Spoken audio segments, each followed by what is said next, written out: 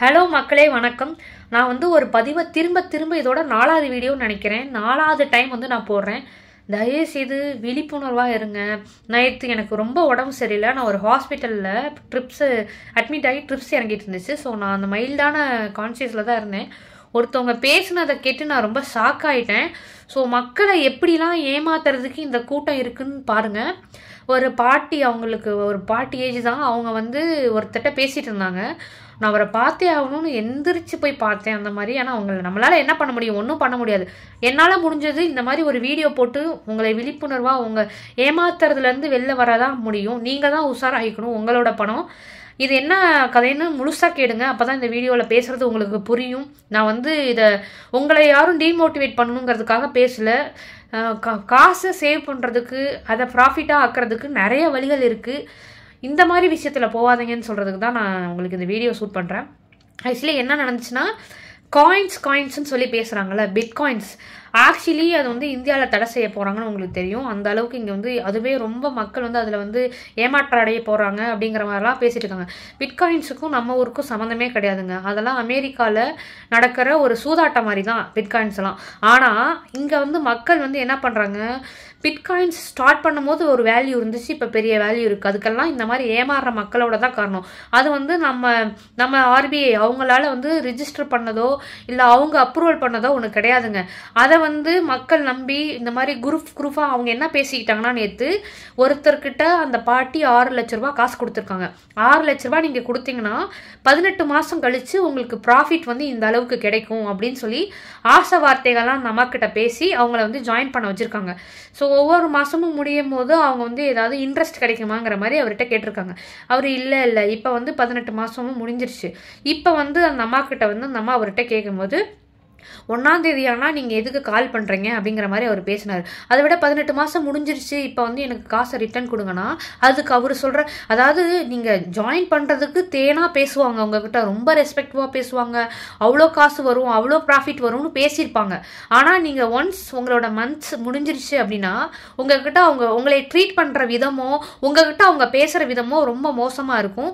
அது இனிஷியல் லெவலில் கொஞ்சம் இந்த பார்த்துக்கலாம் பண்ணிக்கலாங்கிற மாதிரி. இதையே உங்களுக்கு நீங்கள் புரிஞ்சு நம்ம காசு வராது அப்படிங்கிற பட்சத்தில் போய் கேட்கும் போது அவங்க நடந்துக்கிற விதம் இதெல்லாம் உங்களால் ஒன்றுமே பண்ண முடியாது. நீங்கள் போய் இதில் கேஸும் போய் போட முடியாது. யோசிச்சு பாருங்கள், ஒரு 18 மாதம் நீங்கள் எப்படி ட்ரான்ஸ்ஃபர் பண்ணியிருப்பீங்க. எல்லாமே அவங்க ரொம்ப ட்ரிக்கியாக நடந்திருப்பாங்க. உங்களால் இது எதுவுமே பண்ண முடியாத அளவுக்கு தான், ஈவன் டிரான்சாக்ஷன் கூட காமிக்கிற வழி இல்லாத மாதிரி தான் அவங்க உங்ககிட்ட வாங்கியிருப்பாங்க. அப்படி வாங்கியிருந்தாலும் ஒரு கேஸ் போட்டால் இந்த விஷயத்துல எல்லாம் நீங்கள் அலைஞ்சு வாங்குறதுக்கு உங்ககிட்ட எந்த அளவுக்கு அது சாத்தியம்னு தெரியல. நம்ம காசை கொடுத்துட்டு நம்ம ஏங்க அலையணும்? அவர் என்ன சொன்னார்னா, 18 மாதம் முடிஞ்சிருச்சு. அந்த பாட்டி கேட்கறதுக்கு இப்போ காயின்ஸோட ஃப்ளோ ரொம்ப கம்மியாக இருக்குது. ஸோ நம்ம எவ்வளோ வேணாலும் வாங்கிக்கலாம், ஆனால் விற்கிறதுல கொஞ்சம் சிக்கலாக இருக்குது. ஸோ மார்க்கெட்டு டவுனாக இருக்குது, அதனால் விற்க முடியல. நீங்கள் நானே அங்கே 4 லட்ச ரூபா கொடுத்துட்டு இன்னும் எனக்கு வராமல் இருக்குது, 6 லட்ச ரூபா அவங்க தரணும். உங்கள் குரூப்பில் மட்டும்தான் இந்த மாதிரி பிரச்சனை, மற்ற குரூப்போட காயின்ஸ்லாம் நல்லா இருக்குது. நீங்கள் என்ன பண்ணுறீங்க, உங்களுக்கு உங்கள் காசு வேணும்னா இன்னும் ஒரு 5 பேரை என்கிட்ட ஜாயின் பண்ணி விடுங்க, நம்ம வேணால் காசை ரொட்டேஷன் பண்ணிக்கலாம் அப்படின்னா. இந்த அம்மா காசை 6 லட்ச ரூபா கொடுத்துவிட்டு இப்போ இந்த காசை வேணும்னா இன்னும் 5 ஏமாளியை கொண்டாந்து இவர்கிட்ட சேர்த்துடணும். அந்த 5 ஏமாளியை இந்த அம்மா பிடிச்சி, ஒருவேளை அவங்களுக்கு அந்த பலம் இருக்குது, 5 பேரை கொண்டாந்து சேர்க்க முடியும்னா அந்த 5 பேரை சேர்க்கும் போது அவங்க ஒரு அமௌண்ட்டு கட்டுவாங்கல்ல, அந்த அமௌண்ட்டில் இந்த அம்மாவுக்கு ஏதாவது செட்டில். ஏன்னா இந்த அம்மா கிட்ட ஒரு 6 லட்ச ரூபா, அது மாதிரி 5 பேர்கிட்ட இருந்து 30 லட்ச ரூபா வருதுன்னா 6 லட்ச ரூபா அவனுக்கு கொடுக்கறது சாதாரண விஷயம். ஆனால் அந்த 5 ஏமாளி இவங்க பிடிச்சிட்டு வரணும். இந்த மாதிரி நீங்கள் வேணா அப்படின்னா ரொட்டேஷன் பண்ணுங்க, அப்படின்னா வழி இருக்கு அப்படின்னு சொல்றாங்க. பிட்காயின்ஸை பற்றி நம்ம யோசிச்சு பாருங்க, அதெல்லாம் ஒரு பெரிய விஷயம். அதை நம்ம ஊரில் சாத்தியமா, அது எப்படிங்கிறது அதில் பெரிய ரிசர்ச் இருக்கு. பிட்காயின்லாம் நம்ம ஊரில் அப்ரூவடான ஒரு விஷயமே கிடையாது. ஸோ அது அஃபிஷியலாகவே பேன் பண்ணுன்னு சொல்லிட்டு இருக்காங்க. மக்கள் யோசிச்சு பாருங்களேன், இப்போ ஒரு ஷேர் மார்க்கெட்டில் இன்வெஸ்ட் பண்ணுறோம், மியூச்சுவல் ஃபண்டில் இன்வெஸ்ட் பண்ணுறோன்னா அதுக்கே ஒரு புரிதல் இருக்கணும். அதை விட ஒரு ரிஸ்கியானது பிட்காயின்ஸு. அது இல்லாமல் நம்ம ஊரில் கிராமத்தில் யாரோ இருக்காங்க, இது இந்த ஊர்லலாம் அவங்களுக்குலாம் என்ன தெரிய போகுது, அவங்க இந்த மாதிரி சொல்கிறாங்க காசு வரும் எல்லாமே. இப்போ உங்ககிட்ட ஒரு 5 லட்ச ரூபா இருக்குது, 10 லட்ச ரூபானா யாரை ஒருத்தரை நம்பி எப்படி நீங்கள் ஜாயின் ஆகுறீங்கன்னே தெரியல. நிறைய மக்கள் சொந்தமாக அவங்க உழைச்சி ஒவ்வொரு காசும் அவ்வளோ கஷ்டப்பட்டு சம்பாதிக்கிறாங்க. இதை இப்படி யூஸ்லெஸ்ஸாக இந்த மாதிரி பீப்புள் கிட்ட கொடுத்துட்டு எப்படி ஏமாலியா ஏமாளிங்க கிட்ட போய் ஏமாறாதீங்க. நான் உங்களுக்கு காசு சேர்த்து வைக்கிறதுக்கு ஒரு 4-5 சீக்ரெட்டான விஷயம் சொல்கிறேன், இதையாவது ஃபாலோ பண்ணுங்க. நீங்கள் என்கிட்ட கொடுக்கணும்னு நான் சொல்லலை. ஸோ ஒரு 4-5 விஷயம் முதல்ல நம்மளோட முன்னோர்கள்லாம், அதாவது நம்மளோட தாத்தா பாட்டிங்கள்லாம் எல்லாருமே தங்கத்தில் தான் இன்வெஸ்ட் பண்ணுவாங்க.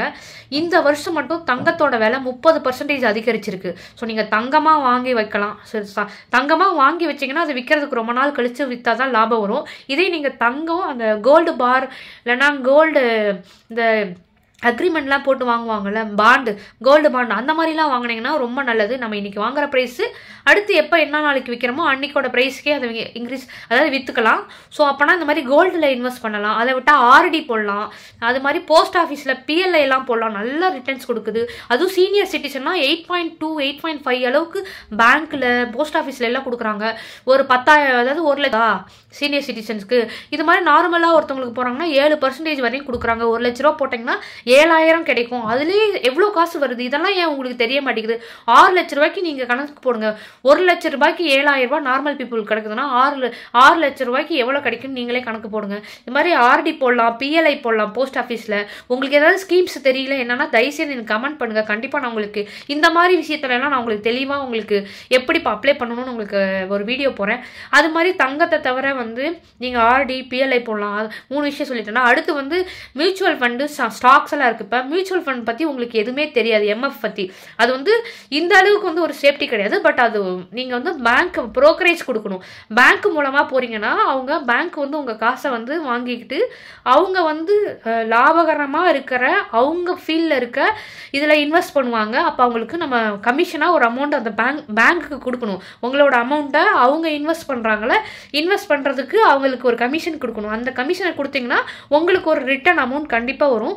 எப்போதுமே நீங்கள் மியூச்சுவல் ஃபண்டு ஸ்டாக்குக்கெலாம் போனால் இம்மிடியேட்டாக ஷார்ட் டைம் போடாதீங்க, லாங் டேர்மாக போடுங்க. எப்படின்னா இப்போ உங்கள் குழந்தைங்களுக்கு காலேஜ் போகிறதுக்கு, ஹையர் எஜுகேஷனுக்கு தேவைப்படுது, +1 +2 வரும்போது தேவைப்படுதுன்னா சின்ன வயசுல இதில் இன்வெஸ்ட் பண்ண ஆரம்பிச்சிங்கன்னா லாங் டைமுக்கு அப்புறம் தான் அது ரிட்டர்ன்ஸ் கிடைக்கும். மியூச்சுவல் ஃபண்டு ஸ்டாக்லாம் அந்த மாதிரி போடுங்க. எப்போதுமே லாங் கேப் அந்த இதில் போட்டிங்கன்னா, லாங் டேர்ம் இதில் போட்டிங்கன்னா கண்டிப்பாக உங்களுக்கு பெனிஃபிட்ஸ் இருக்கும். நீங்கள் அக்கௌண்ட் வச்சுருப்பீங்களா, அதில் சென்ட்ரலைஸ்டு பேங்க்கில் இருக்க பேங்க்கு, அதாவது சென்ட்ரலைஸ்டாக பேங்க் இருக்குல்ல, அந்த மாதிரி பேங்க்கில் போயிட்டு நீங்கள் இதை போய் கேட்டிங்கன்னா எம்எஃப் ஆஃபீஸர்னே இருப்பாங்க, மியூச்சுவல் ஃபண்ட் ஆஃபீஸர். அவங்க உங்களுக்கு கைட் பண்ணுவாங்க. அந்த மாதிரிலாம் இன்வெஸ்ட் பண்ணுங்கள். அதை விட்டுட்டு இந்த மாதிரி யாருக்கிட்டே கொடுத்துட்டு அவங்க காசை இந்த அம்மாவோட காசையும் கொடுத்துட்டு அவங்கக்கிட்ட கெஞ்சற நிலைமை, அவங்க வேகமாக பேசுகிறத நம்ம கேட்டுட்டு போகணும். நம்மளோட காசை கொடுத்துட்டு ஒரு ஆடி போட்டாலே 6 எவ்வளோங்க, 42,000 வருங்க. யோசிச்சு பாருங்க. இதெல்லாம் ஒரு ஏன் பண்ண மாட்டேங்கிறீங்க? சீனியர் சிட்டிசனுக்குலாம் இன்னும் அதிக காசு கிடைக்குது, 8.5 4 கிடைக்குது. இந்த மாதிரி தயவுசெய்து இன்வெஸ்ட் பண்ணுங்க. உங்கள் இதில் ஏதாவது பிரச்சனை இருந்துச்சுன்னா, அதாவது உங்களுக்கு இந்த மாதிரிலாம் எதுவும் மாட்டாதீங்க. மாட்டிட்டா நைஸாக அவங்ககிட்ட வெளியில் வரதை பாருங்கள். மோஸ்ட்லி அவங்களாம் உஷாராக இருப்பாங்க, காசை திரும்ப தர மாட்டாங்க. ஒரு வேளை வாங்க முடியும்னா தயவுசெய்து வாங்கிருங்க. இது மாதிரி நம்பி போகாதீங்க. உங்களோட மீண்டும் நான் இதை சொல்கிறேன். நான் விளையாட்டுக்காக சொல்லலை, இது நேற்று நானாக கண்ணால் பார்த்து அனுபவிச்ச ஒரு விஷயம். ஸோ இதை ஏன் உங்ககிட்ட சொல்கிறேன்னா, என்னால் தாங்க முடியல. ஏன்னா ஒரு லட்ச ரூபாங்கிறது எவ்வளோ பெரிய விஷயம்னு எனக்கு தெரியும். 6 லட்ச ரூபா கொடுத்துட்டு அந்த அம்மா வயிற்றுல வாயிலே அடிச்சுக்குது. அது மாதிரி எத்தனையோ பேர் தெரியாமல் இருக்காங்க. அவங்களுக்கான வீடியோ தான் இது. தேங்க்யூ.